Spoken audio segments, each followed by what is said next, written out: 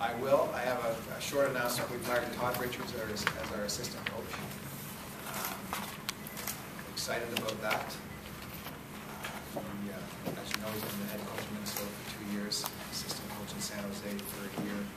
I got to work with Todd when he was in Wilkes-Barre because when I was the assistant manager in Edmonton, we sent 6 or 7 players to him, and I was really impressed with how he handled our players, the patience he showed, how he handled success and failure. So I think he's going to be a great addition to our staff. Can you just also talk a little about his head coaching experience and how that fits into it? Yeah, I mean, anytime you can add a head coach or a coach that has head coaching experience in our league is a big plus. He's had, one of the intriguing things about Todd is he's had success on power plays. He had a good power play in Minnesota. He was part of the power play in San Jose. I think his teams in Wilkes-Barre had good power play. So he's got some, he'll bring some new ideas and new direction to that part of our game. Now, on the question about the week ahead, just how I guess the mental state you have right now, just as you get ready to go into the draft. Yeah, it's exciting. There's a lot going on, and that's very typical this year. Probably more than normal. I think teams realize we're probably somewhat more open to trading a top 10 pick than we've been in the past, and for immediate help. So that's generated some interest, and we'll just see where it takes us. Typically, these things take a while to get done. We've had some good conversations already, and if something's there that makes sense, it'll probably happen Wednesday or Thursday or Friday. And if not, then we'll gladly make the pick, and then we'll go at it the next week in free agency to try and improve the team. What's your view on the talent in this draft class? It's pretty deep.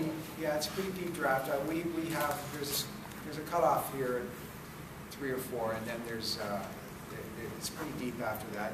You know, if you have a pick in the 30s, you're going to get a player you're very excited about as well. So it's that deep.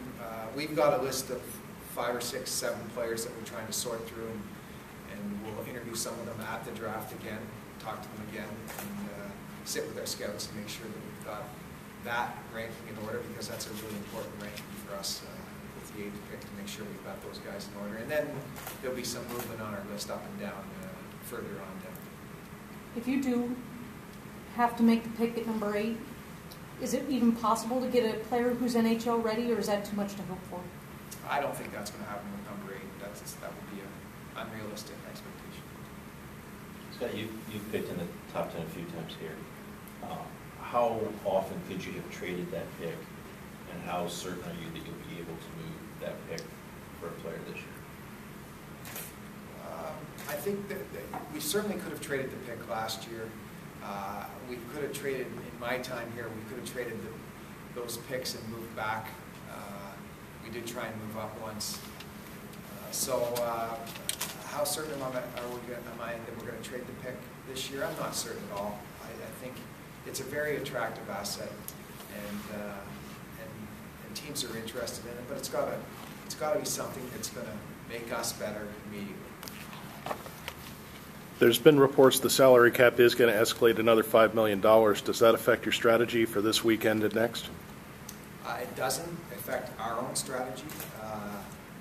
I think what it means is there will be more money in the system, so teams won't be as hard against the cap as maybe we thought perhaps before. Although we've been pretty sure it's going to go up at least 4, maybe 5. So it's not surprising to us. But it just means there's more money in the system, and there's really, at this point anyways, nobody that's in real cap trouble. You turned down offers for that pick yet? I don't think I've turned down anything yet, no. Maybe it offers for it, like? Ideas. No one's really said, will you do this? I think teams, anybody that wants to trade for the pick, for the most part, probably wants to see what's there. So we've had a lot of those inquiries, but no one's come out and said, we'll take the pick right now for this. I think this made sense to us. In looking at your team and addressing the needs of this team, how would you prioritize right now what you were looking for? Defense center and improved goaltending is what we want to go into this offseason trying to get better at. I think our defense just has to get better. If we can pick up a center that's going to be a higher skill level than what we have, we'll try and do that. And we have to get better goaltending. And we've taken steps with that, hiring Ian Clark. He's met with Steve once already. That meeting went well. There's going to be more work to be done this summer.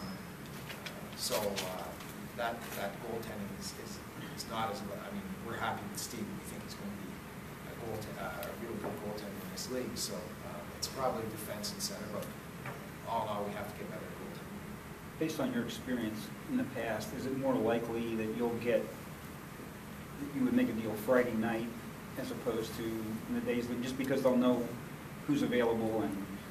Yes, much more likely that it'll happen on the floor, but I think you just don't know what's going to come your way, and there could be a deal out there that will take the pick without knowing who it's going to be. Is it more difficult, being that the talent kind of is bunched up after that first 4 or 5 that people are willing to move back or whatever because the talent's so bunched up, clear to 50 or so?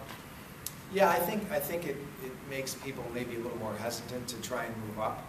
But if you're talking about moving up from 19 or 20, I mean, it's clear that you know, or 16 or 25, it's clear that you want to move up and try and get into that top 10 range. So it's a very attractive pick. There's cutoffs all along the draft. Like we have the first cutoff at 4, and then the next cutoff's probably around 10. But teams could see it differently too.